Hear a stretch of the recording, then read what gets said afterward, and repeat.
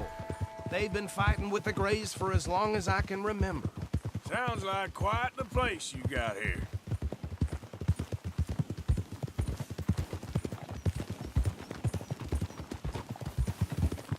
We're gonna bear left here.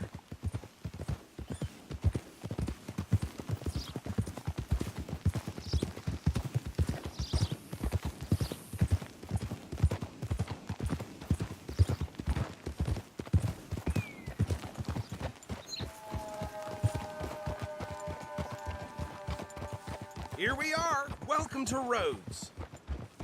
Up there on your left is the Rhodes Parlor House. Very reputable saloon owned by the Gray family. We also have a general store, gunsmith, post office, train station, of course. What more do you need? Can you grab Anders off your horse and carry him in for me? Sooner you get him off your horse, sooner we can get him in a cell.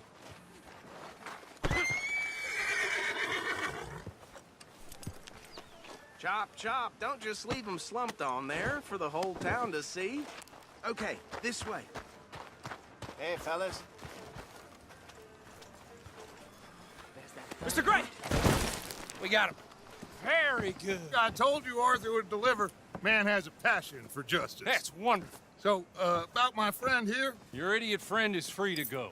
But no more trouble from you, partner. I promise you, this was all just a big misunderstanding. However, I want to thank you from the bottom of my heart. I'll pretend to appreciate that. Mr. McIntosh, it has been a real pleasure. The mostly good citizens of Rhodes, we welcome you. Well, we're just honored to be here. And make your friend behave. We got enough trouble from some of the residents, old-timers who've gone, sadly, to seed and lost their dignity. How terrible. Come along now. I will keep this fellow on the straight and narrow. Come back and see us sometime soon. Excuse me, gentlemen.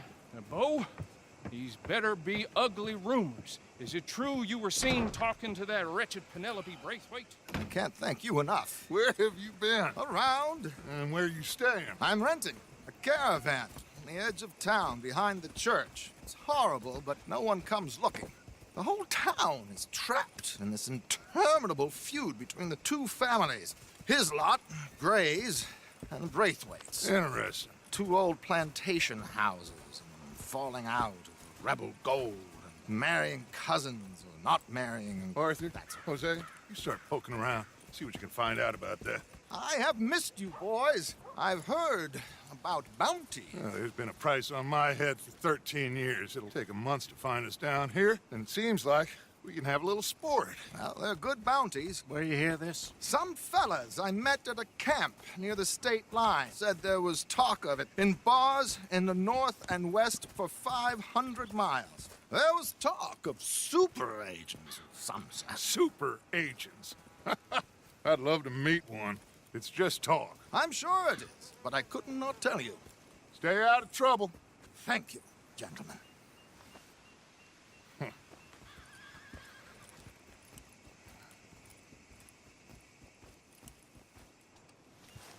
Okay, so these two plantation families. Arthur, you start sniffing around the Gray's place, see what the story is there. Yeah, I passed by it earlier with our friend, Archibald. Good. Hosea, you see what you can find out about these Braithwaites. All right. Thank you, Arthur. Quite a fishing trip. There's still time. I'm up for it. How about you, Arthur? Or have you had enough of the chase for one day? Sure, why not? Great. Hosea, why don't you lead us to that spot you were talking about? Kinda like this place. Okay. Let's see if we can avoid any more excitement.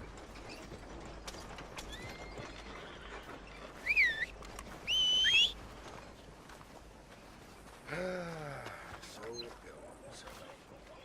Well...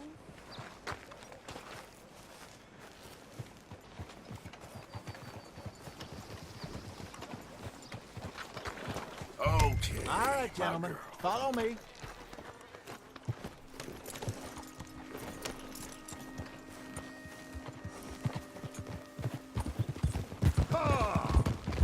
So how far is this creek? It's a bit of a ride still, and it's not a creek. It's the same lake we camped on, just a different pipe. It'll be worth it. I saw some big drum and sturgeon there. Should be rock bass, bluegills, perch, pickerel too. It's a good spot. We'll see if you're as good at catching fish as you are at catching criminals, Arthur. Lonnie owes me for that. Trelawney owes everyone for something, but his information is good. Plus, we are now ingratiated with the local law. I'd say it was a worthwhile diversion all around. Trelawney's like a bad penny.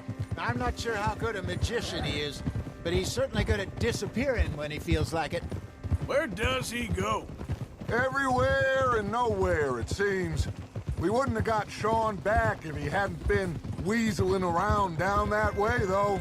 Hey, Dutch, remember that time you found him in the outhouse? Oh, yeah. We hadn't seen him in weeks. We stopped in some dead-end town in the middle of nowhere.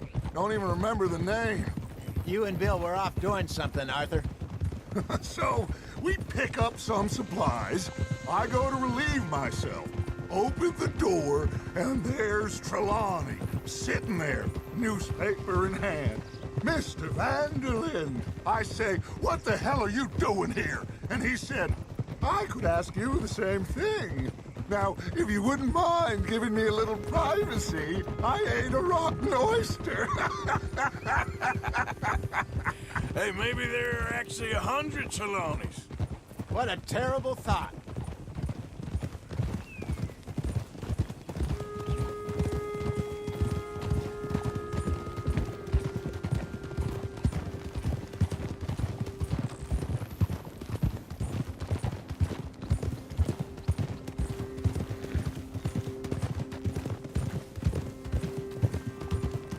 This is the spot.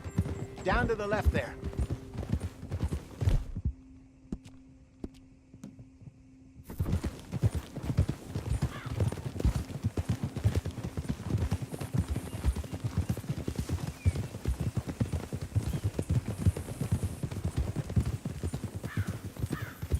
Easy. I saw some boats around last time. Be good to get to deeper water. Hold. Yes, over there on the shore. Hey there, girl. Passing you. Yeah, okay. I'm sure nobody would mind if we borrowed one of these. Come on.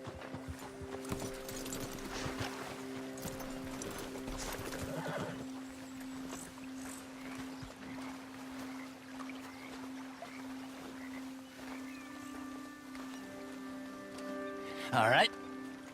This looks like a fine vessel. Okay. Come on, Arthur. Let's get her in the water. I got a good feeling about fishing here. There's supposed to be some incredible sturgeon. Oh. Okay, here we go.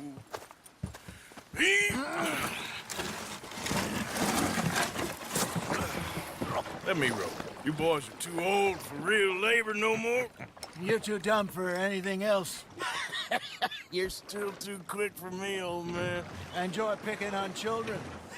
Now take us to the deeper water and pray for good luck and stupid fish. But what about stupid luck and good fish? That'll do, too. Head towards the middle of the lake.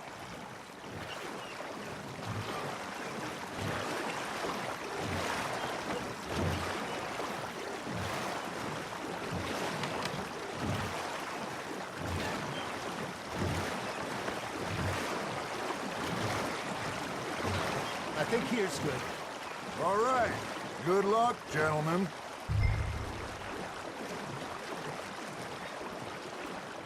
Come on, Arthur. Don't be nervous. Should really come here at dawn or dusk. That's